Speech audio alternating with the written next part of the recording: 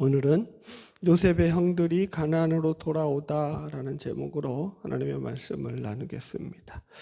지난 시간까지 우리가 가나안의 기근으로 인해서 애굽으로 곡식을 구하러 갔던 요셉의 형들이 애굽에서 이제 총리가 된 요셉에 의해서 정탐꾼으로 몰리게 되고, 그래서 모함도 당하고 감옥에도 3일 동안 갇혀 있다가 이제 겨우 풀려나서 이제 너희 동생을 내게로 데려와라 라는 이 요셉의 요구와 더불어서 많은 우여곡절 끝에 다시 이제 본 땅인 가나안으로 돌아오게 됩니다. 그래서 이제 오늘 본문의 내용은 가나안으로 돌아와서 아버지 야곱에게 애굽에서 있었던 일들에 대해서 소상히 보고하는 그런 장면입니다. 자, 말씀을 읽으면서 그 내용들을 이제 자세히 들어가 보도록 하겠습니다. 창세기 42장 26절 27절을 읽어볼까요? 시작. 그들이 곡식을 나귀에 싣고 그것을 떠났더니 한 사람이 여관에서 나귀에게 먹이를 주려고 자루를 풀고 본즉 그 돈이 자루아기에 있는지라. 아멘. 지금 여기서 그 자루에 들어있는 그 돈이라는 것은 25절에서도 나오고 있듯이 이들이 곡식대금으로 이제 애굽에 지불했던 그런 돈을 말합니다. 그래서 25절에 보면은 요셉이 그 하인들을 시켜서 그들에게 곡식을 줄 뿐만 아니라 그 자루 안에 도로 돈을 넣게 하는 장면이 나오죠. 우리 한번 읽어볼까요? 25절도 같이 읽읍시다. 시작. 명하여 곡물을 그 그릇에 채우게 하고 각 사람의 돈은 그의 자루에 도로 넣게 하고 또 길 양식을 그들에게 주게 하니 그대로 행하였더라. 그래서 이 말씀으로 보자면 요셉이 가족들에게는 돈을 받지 않고 형들에게 많은 호의를 베풀어 또 돌려보냈다라는 소리로 우리가 이해할 수 있습니다. 그런데 이런 요셉의 호의가 형들에게는 큰 혹을 달고 돌아오게 된 격이 되고 말았습니다. 이게 근데 사실은 또 이게 다 요셉의 어떤 그 속이 있어요. 그냥 넣은 것도 아니에요. 왜냐하면 이제 뒤에 가서 또 은잔을 도둑질하는 사건하고 이게 연결돼 있어요. 복선이에요, 복선. 그런 개념으로 이해하시면 돼요. 오늘은 이제 그 은잔으로 넘어가서 그 부분에 대해서는 다루기로 하고 오늘은 본문의 내용만 충실하려고 합니다. 자, 여튼 왜 이게 지금 이들에게는 문제가 되냐면은 이 자신들의 자루에 돈을 도로 넣은 것을 알지 못하고 있던 이 요셉의 형들의 입장에서는 지금 애굽에 가서 자신들이 요셉의 총리로부터 정탐꾼으로 몰리는 그런 이제 고난을 당하잖아요. 시련을 당한 데다가 감옥에도 3일 동안 갇혀 있었단 말이에요. 그런 입장이라면 지금 자기 자루에 돈이 들어있는 것을 보고 그것을 어떻게 생각했어요? 이 형들은 그것이 이제 자기들이 또 그 돈을 훔친 도둑의 누명까지 뒤집어 쓰는 그런 입장으로 생각하지 않았겠느냐라는 거예요. 그러니까 이게 아주 이들에게는 괴로운 문제가 되는 거죠. 자, 계속 읽어볼까요? 28절 읽읍시다. 시작. 그가 그 형제에게 말하되 내 돈을 도로 넣었도다. 보라 자루 속에 있도다. 이에 그들이 혼이 나서 떨며 서로 돌아보며 말하되 하나님이 어찌하여 이런 일을 우리에게 행하셨는가 하고, 여기서 이제 요셉의 형들의 심정과 이 형들의 상태를 잘 대변해주는 단어들이 나와요. 두 가지거든요. 첫 번째가 혼이 나서 떨며라는 말이고, 두 번째가 하나님이 어찌하여 이런 일을 우리에게 행하셨는가 해서 어찌하여라는 말이에요. 그래서 뭐 형들의 상태라고 합시다. 그냥 첫째가 뭐라고요? 혼이 나서 떨며, 두 번째가 어찌하여. 좀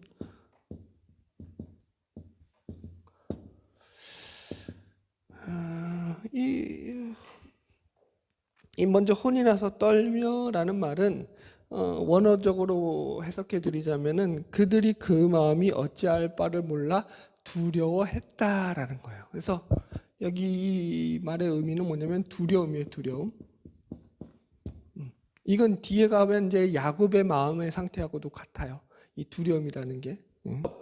지금 저 총리가 처음에는 자신들을 정탐꾼으로 몰았던 것처럼, 그죠?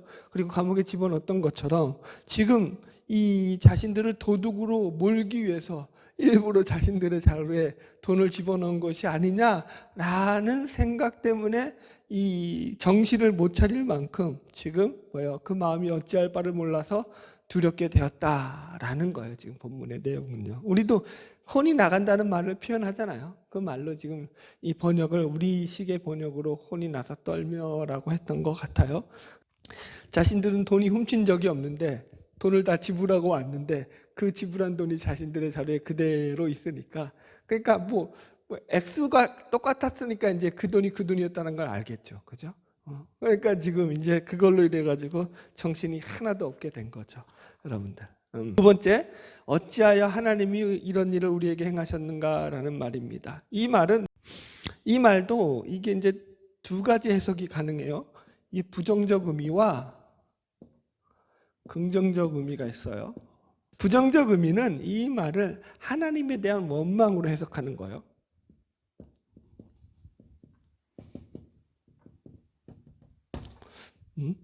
그런 해석, 이렇게 해석하는 부류가 있어요. 왜냐하면 이게 원문대로 해석하자면 이 말도 어떤 해석이 되냐면 하나님이 우리에게 행하신 이 일이 도대체 뭐냐라는 그런 해석이 돼요. 그러니까 하나님이 도대체 이게 뭡니까? 라고 말하죠, 우리가 쉽게.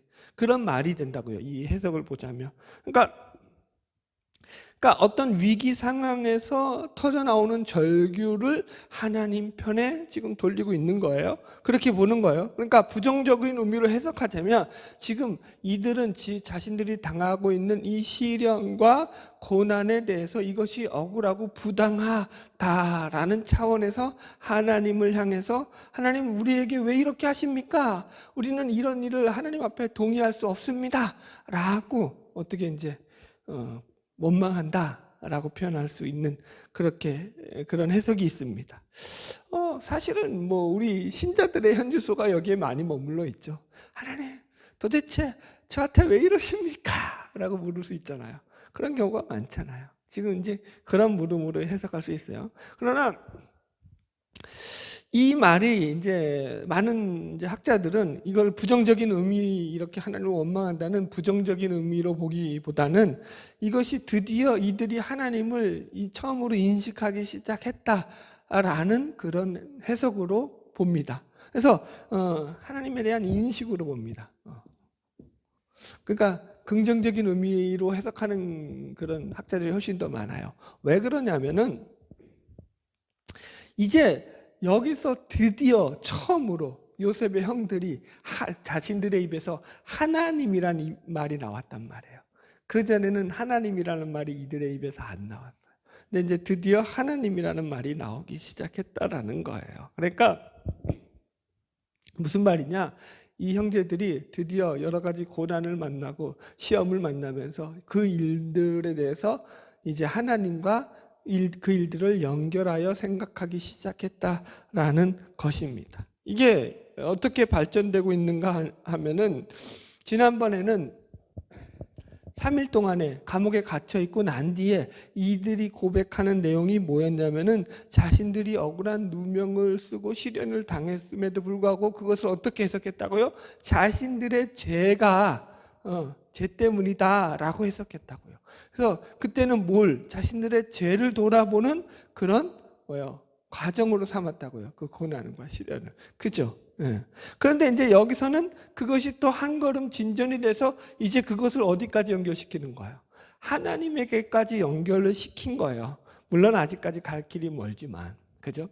그런 차원에서 우리 신자들도 이 말씀을 적용하다면 이런 거예요. 우리의 삶을 하나님과 연결시켜서 생각하는 그런 훈련을 늘 해야 한다는 거죠. 우리는 우리의 현실에 일어나는 많은 일에 대해서 대부분의 모든 현실들을 하나님과 연결시켜서 생각할 필요가 있습니다. 왜 이런 일들이 내 삶에서 일어났을까라는 것을 세상 사람들이 말하듯이 이것이 무슨 재수가 없어서 또는 운명이라든가 운의 차원으로 넘겨야 될 문제가 아니라 하나님의 섭리와 역사 속에서 하나님이 나에게 무엇을 원하고 바라고 있느냐라는 차원에서 우리는 우리의 삶을 항상 연결시켜서 생각해야 한다라는 거예요. 왜 이런 시각이 중요한가 하면은 그래야지만 우리의 삶에 가는 길에 그 바른 목적에서 뭐라 그래야 돼요? 그 좁은 길에서 우리가 벗어나지 않고 그 길을 계속 잘 유지하며 갈 수 있기 때문인 거예요. 성경의 대표적인 예가 욥기서죠. 욥기서에 보면은 욥의 고난을 다루는 데 있어서 욥은 그가 이게 원인도 알지 못하는 고난을 맞게 됩니다. 그러면서 이제 욥의 친구들까지 와가지고 그 욥의 고난을 가지고 처음에는 위로하러 왔다가 나중에는 그거 가지고 네가 잘났네 내가 대단해 그 싸움이 붙지 않아요? 변론이 묻어서 장장 수십 편에 이르는 그 내용을 갖다가 기록한 게 욥기서 아닙니까? 자, 그래서 우리가 욥기서를 바라볼 때 중요한 시각 중에 하나가 뭐냐면 이게 이제 욥이 당하는 고난, 인간이 당하는 고난이 이게 하나님이 주시는 징벌의 의미냐, 혹은 또 그 이유를 알지 못하는 또 하나는 다른 차원의 의미냐, 이게 맞느냐, 저게 맞느냐라는 이런 논쟁으로서의 물론 애매한 고난으로 인해서 그런 논쟁들이 계속 벌어지고 있음에도 불구하고 사실은 그것보다도 더 큰 주제가 되는 욥기서의 주제는 뭐냐면 그럴지라도 그들, 욥도 마찬가지고 욥의 친구들도 마찬가지고 자신들이 생각하는 그런 모든 생각의 연결 꼭지점을 어디에다 연결시키고 있죠? 하나님에게 연결시키고 있다고요. 그죠? 그게 욥기서의 큰 주제라고요. 내가 옳든 그르든 간에 그것을 하나님과 연결시켜서 생각해야 한다라는 거예요. 여러분.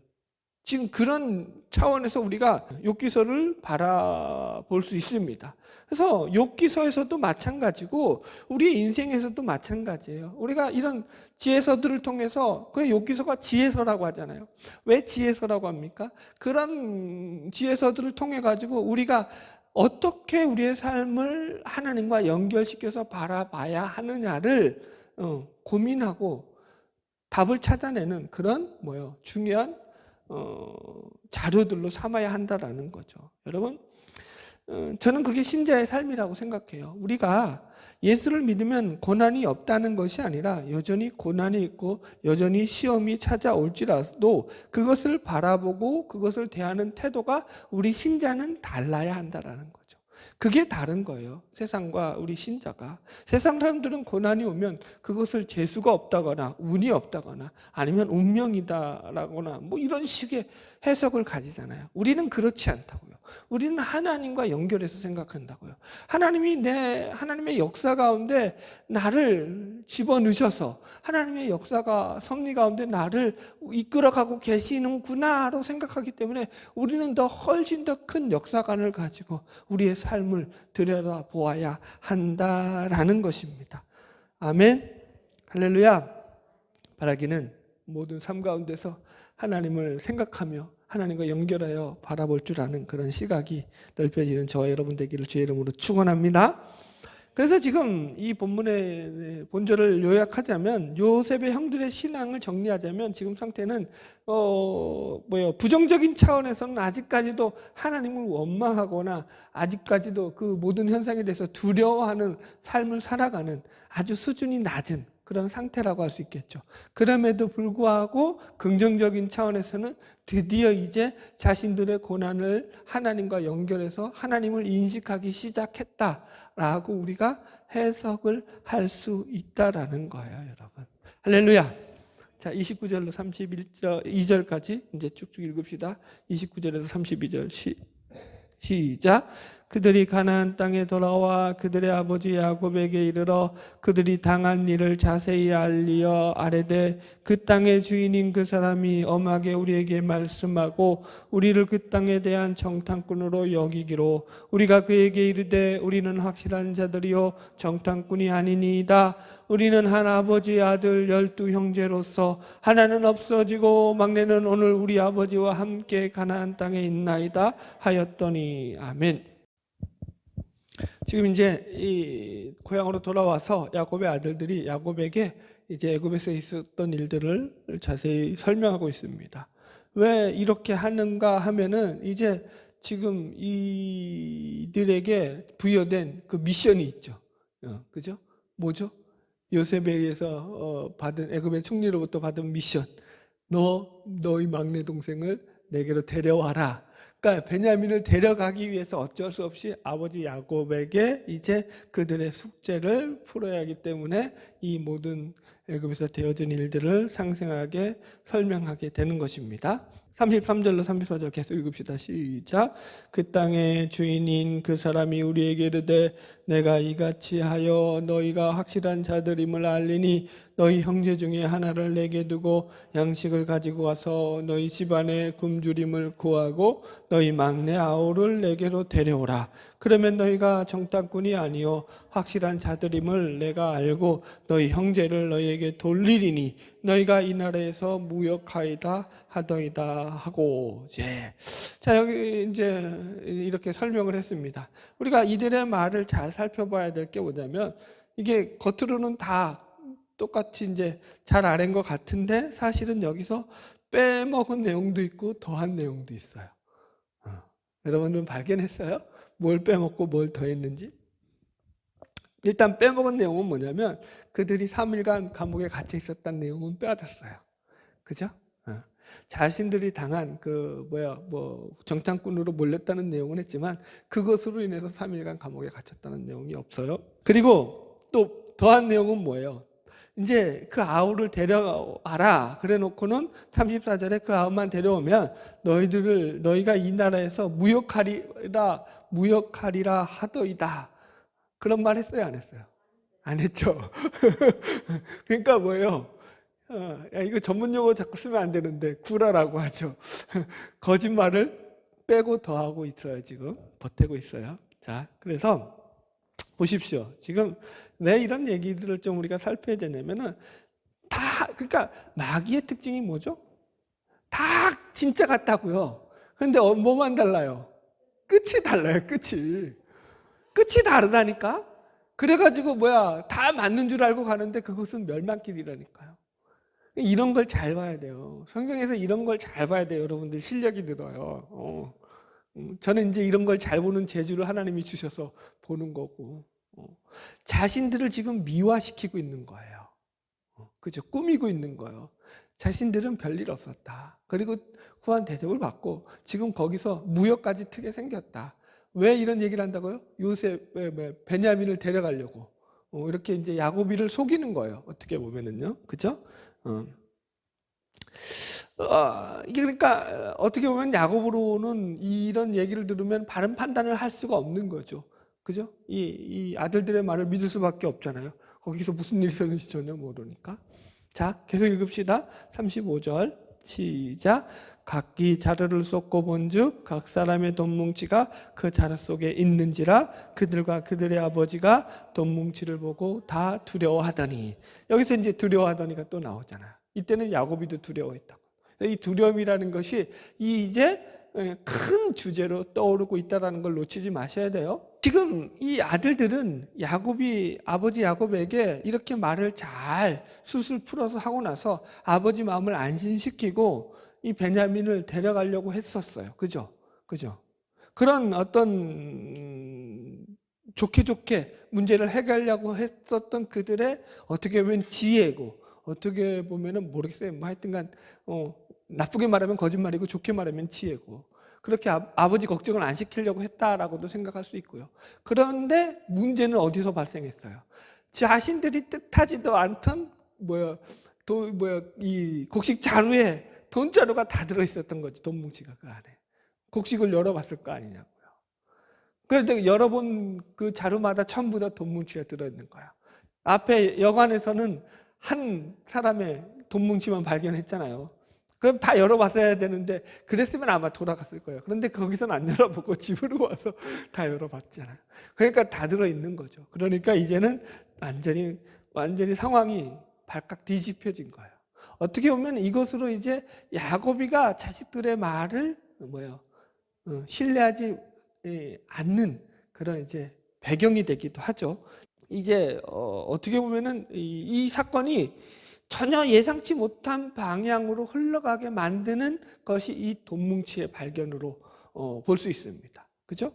그래서 호크마 주석을 보면은 이거를 어떻게 해석했냐면은 요셉이 돈뭉치를 도로 넣은 것은 가족 가족들을 도우려는 선한 의도로 행한 것인데 결국은 이것이 야곱의 모든 가족으로 근심하게 만들어서 결국 그들의 강팍한 마음을 돌이키는 역할을 하게 되었다라고 해석하고 있어요. 재밌죠? 무슨 말인지 이해했죠? 이제 요셉의 호의로 다시 준 그 돈이 이 강팍하고 이 자기들의 마음을 굽힐 줄 몰랐던 요셉의 형들의 마음과 또 어떻게 보면 야곱의 마음도 마찬가지죠. 갈라졌던 이 마음들을 이제 어떻게 보면은 정화시키는 역할을 하는 거예요. 이게 여러분. 자, 왜 그런지 보세요. 요셉의 형들은 이 문제를 어떻게 해서든지 자신들의 선에서 적당하게 해결하고자 하는 게 목적이었어요. 그죠? 그래서 야곱에게는 사실대로 말한 것 같은데 사실이 아니었죠. 그죠? 여러분들. 그래서 이게 만약에 돈 뭉치가 발견되지 않았다라면 어떤 문제로 계속 가냐면 계속 야곱을 속였을 거란 말이에요. 그죠? 야곱이는 그러니까 계속 이제 이 자식들에게 속을 수밖에 없었던 거예요. 그리고 이것이 이렇게 되면 어떻게 되는 거죠? 야, 이래도 되는가 보다라고 자식들은 평생을 야곱을 속이면서 살 거라고요. 야곱이는 평생 자식들에게 속고 살고요. 오버랩이 되는 사건이 있지 않아요, 여러분들? 딱 이러니까 그건 이제 뒤에 가서 결론에 가서 다룰 건데요. 자, 보세요. 저희 막둥이하고 이제 우리 막둥이가 이제 독서를 하는데 그 막둥이가 읽는 이 초등학교 2학년짜리 책이 이 내용이 뭐냐면 거짓말은 더 큰 거짓말을 낳고 그런 내용이에요. 그래서 내용이 뭐냐면은 한 친구가 자기 반의 친구들한테 관심을 얻고 인기를 얻기 위해 가지고 알지도 못하는 이 연예인이 자기 사촌 누나라고 속인 거예요. 그랬더니 이제 거기서부터 거짓말을 해서 애들이 처음에는 그래가지고 얼마나 관심을 받고 그러니까 기분이 좋았겠어요. 근데 거짓말을 한번 하고 난 뒤로는 그때부터는 이제 그 거짓말인 것을 숨기기 위해서 어떻게 해야 돼요? 계속 거짓말이 점점점 불어나는 거예요. 처음에는 이제 사인을 받아와라 하니까 숙제가 있는데 숙제는 하나도 못하고 밤새도록 그 사인 연습해가지고 그 사인을 만들어가지고 가져가서 친구들한테 나눠줘야 되고 또 가족들이 친척이니까 친척 사진이 나왔어요 한번. 그러니까 이게 그러면 니네 아빠냐? 그러면은 그러니까 니네 아빠겠네 막 그러고 막 그렇게 하니까 족보에도 없는 아빠가 새로 만들어지게 되고 그런 거짓말이 계속 늘어나면서 얘가 이제 완전히 정신의 멘붕이 오는 거죠. 나중에 그것이 이제 자신이 거짓말했다는 걸 밝히고 나서야 이제 그게 이제 문제가 해결되게 되는 거예요. 이게 무슨 얘기인지 이해하시겠죠? 지금 여러분 요셉의 시험 중에서 가장 큰 과제 중에 하나가 뭐냐면 요셉이 지금 왜 이런 시험을 하고 있죠? 시험의 목적이 뭐죠? 지금 이게 큰 주제예요. 왜 그들이 애굽으로 내려가게 되느냐라는 거하고도 연결돼 있죠. 인간의 죄예요. 죄에 대한 문제를 다루는 거예요. 그 시작이 애굽으로 내려갈 수밖에 없는 게 이 죄로부터 시작했다라고 했어요. 그래서 여튼간에 요셉과의 만남을 지금 주제예요. 그 안에서도 생겨난 요셉과의 만남, 예수 그리스도의 만남이라고도 우리는 그래서 이것을 이해하셔야 돼요. 요셉과의 만남이 어떤 식으로밖에 이루어질 수밖에 없냐면 저들의 회개와 그죠? 회심을 통해서만 이루어질 수밖에 없는 거예요. 만약 저들이 요셉의 시험에 통과하지 못했어요.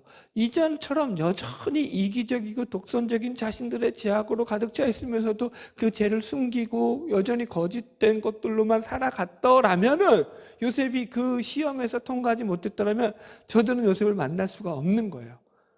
요셉은 지금 그것을 위해서 계속 시험을 하고 있는 거거든요. 이해하시겠죠? 그러니까 지금 그런 차원에서 볼 때 이 돈뭉치의 발견이야말로 어쩌면 계속될 수 있는 저들의 거짓을 끊어내는 중요한 어떤 하나의 점이 되는 거예요. 이 계기를 해가지고 얘네들은 이제 더 이상 거짓말이 통하지 않는다라는 걸 스스로 깨달아 알게 되는 거죠. 이해하셨죠? 네, 여기까지 넘어가고요. 36절. 계속 읽읍시다. 시작. 그들의 아버지 야곱이 그들에게 이르되 너희가 나에게 내 자식들을 잃게 하도다. 요셉도 없어졌고 시므온도 없어졌거늘 베냐민을 또 빼앗아 가고자 하니 이는 다 나를 해롭게 함이로다. 자, 이제 두 번째로 이 야곱의 상태가 나오죠. 아버지 야곱의 상태. 여기서도 두 가지 단어가 대표적으로 나와요. 첫 번째가 뭐냐면 빼앗아 갔다, 빼앗아 가다라는 말이에요. 두 번째는 밑에 보면은 해롭게 하다라는 말이에요. 자, 보세요. 빼앗아 가다. 나에게서, 자, 이 말이 왜 의미가 있냐면, 하나하나 해석합시다. 지금 앞에서 요셉의 형들을 상태를 대변하는 단어가 두려움과 어찌하여로 해가지고 그들의 신앙이 아직 하나님을 드디어 인식하는 걸음마 단계지만 여전히 아직 부정적인 요소들로 가득 차 있는 모습을 확인했잖아요. 지금 야곱의 상태가 그러면 어때요? 야곱이는 지금 어떻게 보면은 이제 노년이에요. 130살이란 말이에요. 인생의 말년인데 이 표현을 이렇게 해서 죄송해요. 피해 의식에 쩔어 있는 상태예요. 지금 자식들로 인한 피해 의식에 쩔어가지고 지금 생각을 갖다가 온전하게 하고 있지 못하고 있는 상태예요. 자, 보세요. 먼저 빼앗아 가다라는 말을 여기 쓰고 있잖아요. 지금 다시 읽어볼게요. 이 36절. 그들의 아버지 야곱이 그들에게 이르되 너희가 나에게 내 자식들을 잃게 하도다. 요셉도 없어졌고 시몬도 없어졌거늘 베냐민을 또 빼앗아 가고자 하니, 이렇게 나온단 말이에요. 자, 여기서 보세요. 빼앗아 가고자라는 말의 앞에 등장하는 게 뭐냐면 너희가 나에게 내 자식을 잃게 하도다 라고 말하고 있어요. 그죠? 지금 그러니까 이 말인즉슨 무슨 말이냐면은 아버지 야곱은 요셉을 잃은 것에 대해서 그것의 책임을 누구 때문이라고 생각하고 있다고요? 형들, 너희들 때문이야. 니들 때문에 요셉을 잃어버렸어 라고 얘기하고 있다고요. 이게 무슨 말인지 여러분들 좀 이해를 하셔야 돼요. 자, 그러니까 무슨 말이냐면은, 자, 보세요. 이제 요셉이 없어지고 난 뒤에 아버지 야곱과 요셉의 그 가족들이 같이, 요셉 형들하고 가족들이 같이 살 거 아니에요. 아버지가, 여러분, 야곱이가 눈치가 얼마나 바삭한 인간이에요. 그죠? 그런데 요것들 하는 짓을 가만히 보니까 옛날에 요셉에게 했던 행동과 요셉과 관련된 모든 일들에 대해서는 예전같이 그렇게 행동을 안 하더라는 거예요. 뭔가 꺼림칙하게 꼬리를 내리고 뒤가 구린, 왜 오늘 전문 용어가 자주 나오지? 그런 행동을 하더라는 거죠. 안 그러겠어요? 이해하시겠어요? 특히 누구? 르우벤 같은 경우, 맏형 르우벤 같은 경우는 말할 것도 없죠. 살리려고 했는데 못 살렸으니까 얼마나 죄책감에 시달렸겠어요. 그죠? 그런 눈치 속에서 야곱이가 어떤 눈치를 챘다고요? 아마 요셉이 없어진 것이 저것들하고 무슨 연관이 있지 않을까라고 평생을 그 생각을 하면서 살아왔다고요. 20년 동안에. 이해하시겠어요?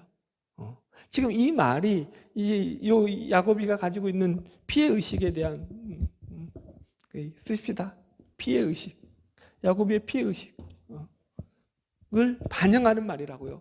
그래서 지금 베냐민을 데려가는 것에 대해서도 지금 보세요. 저들이 하는 말을 믿었으면은 좋게 생각할 수 있어요, 야곱이가. 근데 그렇게 생각했다는 거예요, 안 생각했다는 거예요? 그들의 말을 듣고는 야곱이는 돈 뭉치가 나오자마자 이것들도 거짓말하는구나, 내게서 베냐민까지 빼앗아 가려고 하는구나 라고 생각했다고요. 그러니까 저것들은 나에게 어떤 존재들인 거예요? 왼수 같은 것들이에요. 자식이지만. 야, 안타깝죠?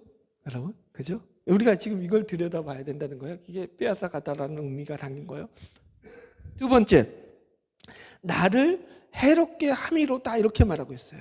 원어적으로 번역하면은 나 홀로 지기에 너무 무거운 짐이다, 이런 해석으로 나와 있습니다. 조금 더 이제 풀이를 해드리자면 이 해롭다라는 것이 히브리어 샤콜이라고도 말하는데 두 가지 의미가 있어요. 첫 번째는 사별로 인한 어떤 이 서로의 이별, 죽음으로 인해서 헤어지는 것을 말하고요. 두 번째로는 무게를 달아서 이제 그 무게를 재는 것을 말하는 거예요.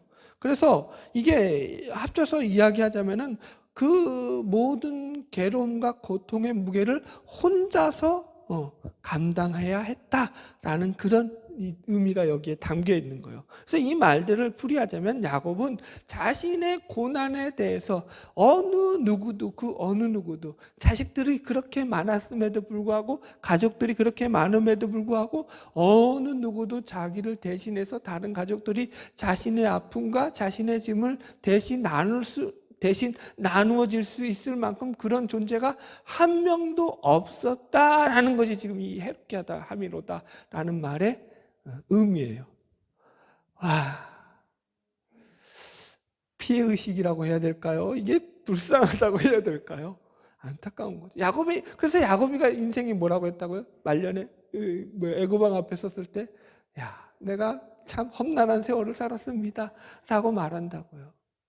이런 삶을 살았다고요, 여러분들. 이게 그러니까 야곱의 뭐예요? 야곱의 절망이죠.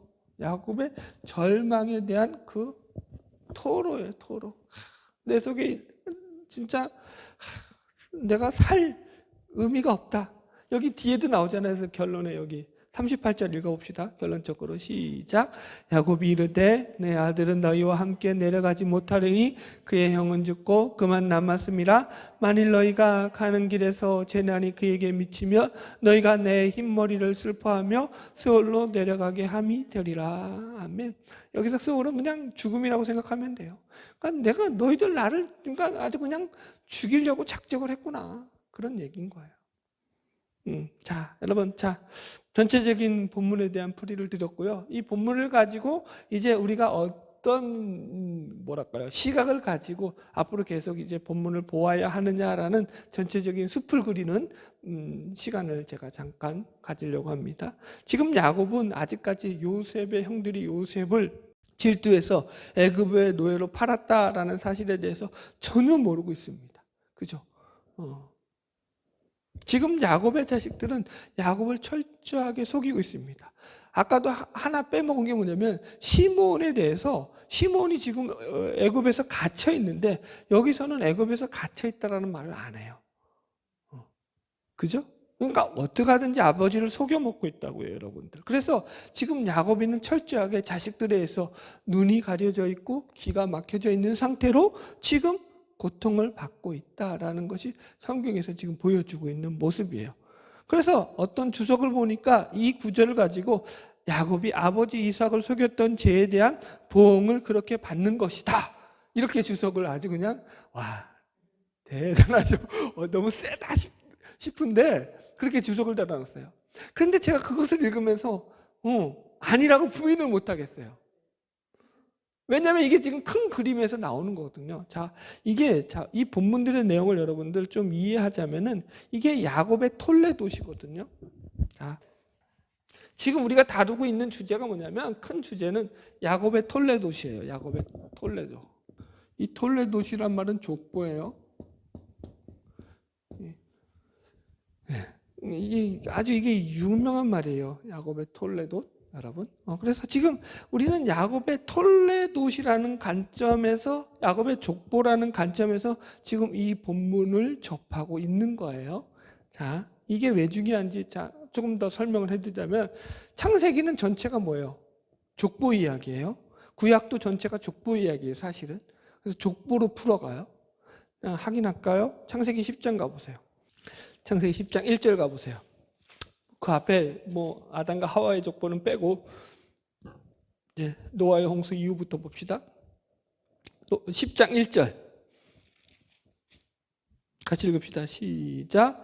노아의 아들 셈과 함과 야벳의 족보는 이러하니라. 홍수 후에 그들이 아들을 낳았으니. 자, 보세요. 여기서부터 이제 족보가 시작하는데 이 족보는 무슨 족보냐면은 셈과 함과 야벳의 족보라고 해서 노아의 아들들의 족보로 시작하는데 보세요. 이게 인류의 시작에 대한 족보죠. 어떤 족보? 하나님의 은혜로 말미암은 자들로부터 인류가 시작되었다라는 것을 알려주는 족보라고요. 이들은 다 하나님의 은혜로 말미암아 살아남은 자들이죠. 그죠? 그럼에도 불구하고 이 하나님의 은혜로 시작된 인류의 족보가 하나님을 떠나서 그 끝이 어떻게 마무리되냐면 인간의 죄로 끝난단 말이에요. 그래서 보세요. 아브라함으로 넘어오면은 그 족보가 여기 창세기 11장 가보세요. 드디어 이제 여기서 아브라함의 족보가 시작하는데 27절 볼까요? 같이 읽읍시다. 시작. 데라의 족보는 이러하니라. 데라는 아브라함과 나홀과 하란을 낳고 하란은 롯을 낳았으며. 자 보세요. 여기서 보면은 아브라함의 족보가 나오는데 사실은 아브라함의 족보인데 여기를 아브라함의 족보라고 있어요. 데라의 족보라고 하고 있어요. 왜 그래요? 여러분. 응? 아브라함의 족보란 말이에요. 이제부터 아브라함 이야기를 이제 시작한다고요. 그런데 그 이야기를 데라의 족보라고 이야기하고 있다고. 데라는 누구였죠? 우상을 만들어 파는, 우상 장사를 하는 사람이었다고요. 그러니까 무슨 얘기냐면 이 하나님의 은혜로 말미암아 인간의 역사가 시작되었음에도 불구하고 믿음의 조상인 아브라함이 등장하기 전까지는 그 끝이 뭐였다는 거예요? 인간의 죄로 말미암아 우상을 섬기며 살아가는 것이었다라는 거예요. 그래서 이 아브라함의 족보가 데라의 족보로부터 시작하는 의미는 뭐냐면 아브라함의 족보잖아요. 믿음의 조상의 족보인데 데라로부터 시작하는 이유가 뭐냐면 이게 무슨 이야기냐면 아브라함이 처음부터 의인이어서 하나님이 그를 불러 세운 것이 아니었다를 설명하는 거라고요. 그저 똑같은 죄인이었고 그 아버지는 우상의 장수였고 우리보다 나을 것이 하나 없는 인간이었다는 거예요. 하나님의 부르심이 없으면 인간은 다 뭐예요? 쓰잘데기 없는, 인생을 살 수밖에 없는 그런 인생이 될 수밖에 없다는 걸 보여준다고요. 이해하셨죠? 그리고 나서 이제 창세기 25장에 가면 이삭의 족보가 나와요. 창세기 25장 19절 이것도 한번 찾아봅시다. 뭐 어쨌든 뭐 족보 얘기 나왔으니까 창세기 25장 19절로 가보세요. 같이 읽어봅시다. 시작. 아브라함의 아들 이삭의 족보는 이러하니라. 아브라함이 이삭을 낳았고. 여기서 이제 보세요. 사실은 여기서부터 이제 에서와 야곱이 태어나는 이야기가 나오거든요. 그러니까 사실은 야곱의 족보라고 해야 돼요. 여기서부터 이제 이 야곱이가 태어나니까. 그런데 이 누구의 족보라고요? 이삭의 족보라고요. 여튼 그거는 이제 나중에 시간 되면 해석해 드릴게요. 긴 얘기니까. 자, 그래 놓고 이제 37장으로 가보세요. 창세기 37장.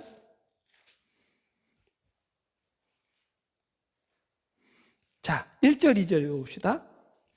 여기서부터 이제 요셉의 이야기가 본격적으로 등장하거든요. 요셉의 꿈 이야기로 해가지고 좀 요셉의 꿈 이야기가 나오는데 요셉의 이야기가 이제 본격적으로 시작하는데 여기서부터 그걸 이 성경은 뭐라고 하냐면 그 앞에 내용은 야곱의 이야기인데 야곱의 족보가 아니라 이삭의 족보였고 여기서부터 야곱의 족보가 시작돼요. 자, 읽읍시다. 30장 1절 2절 시작.